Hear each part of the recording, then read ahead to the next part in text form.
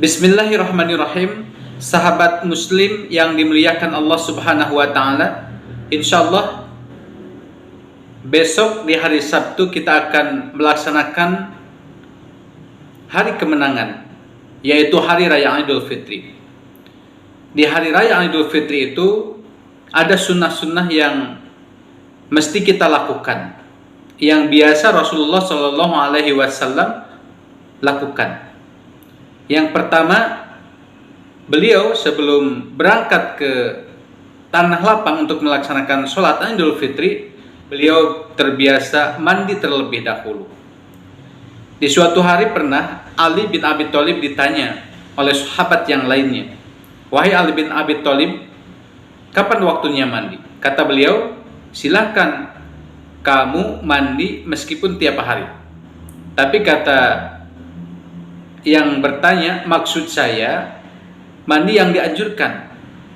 Kemudian kata Ali bin Abi Thalib, mandi yang dianjurkan itu adalah hari Jumat, hari raya Idul Fitri, dan juga hari raya Idul Adha.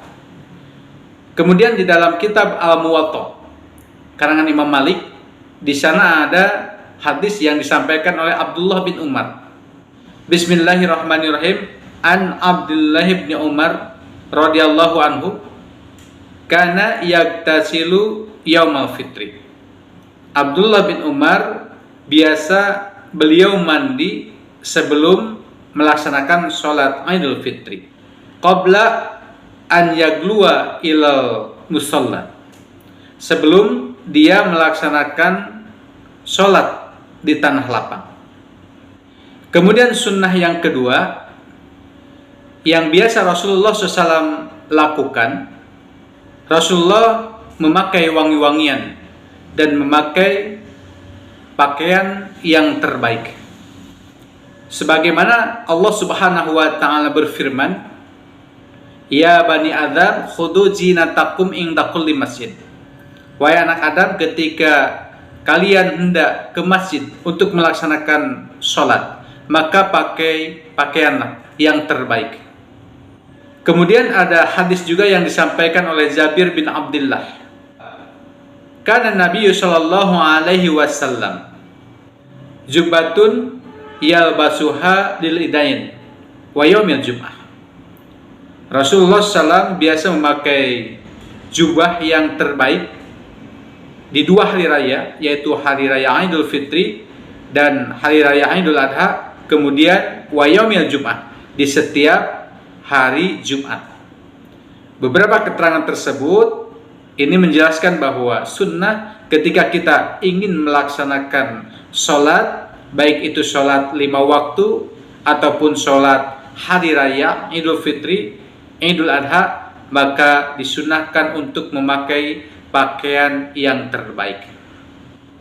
Kemudian sunnah yang ketiga yang biasa beliau laksanakan di hari raya Idul Fitri, Nabi Shallallahu Alaihi Wasallam sebelum berangkat untuk melaksanakan sholat Idul Fitri, maka beliau makan terlebih dahulu.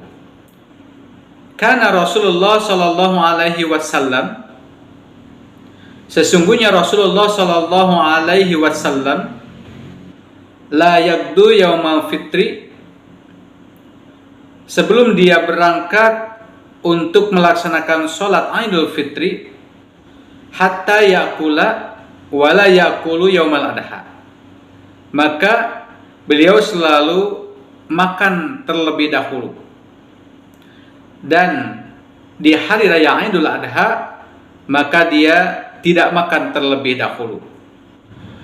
Kemudian sunnah yang keempat yaitu memperbanyak takbir, sebagaimana Allah Subhanahu wa taala perintahkan di dalam Quran surat Al-Baqarah 185 yang berbunyi, walitukmilul iddata walitukabbirullaha ala ma hadakum wa la'allakum tashkurun, dan hendaklah kamu mencukupkan bilangannya dan memperbanyaklah kalian untuk mengucapkan kalimat takbir.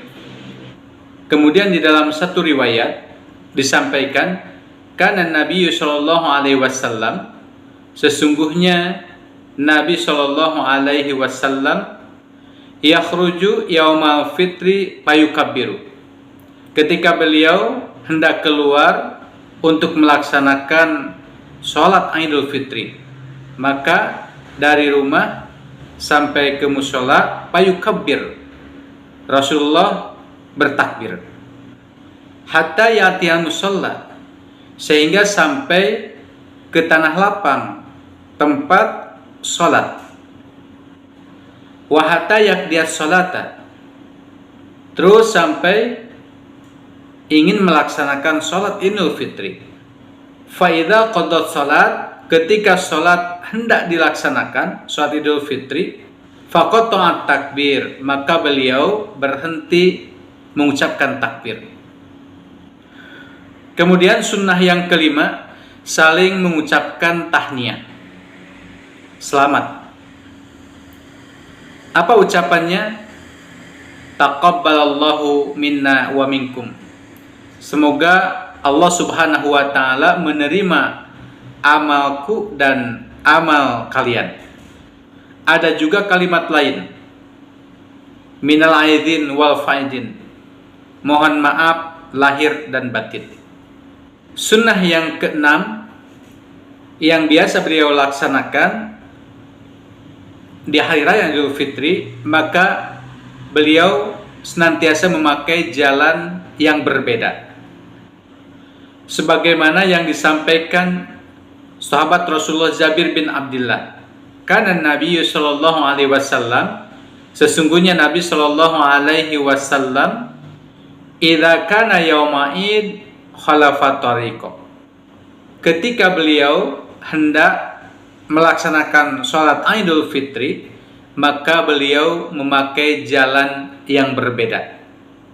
Sahabat, itu amalan-amalan sunnah yang biasa Rasulullah Shallallahu Alaihi Wasallam laksanakan.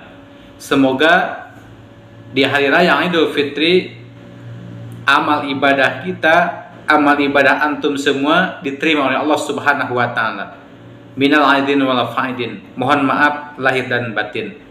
Like, komen, share sebanyak-banyaknya supaya kalian mendapatkan zariahnya. Barakallahu fikum. Assalamualaikum warahmatullahi wabarakatuh.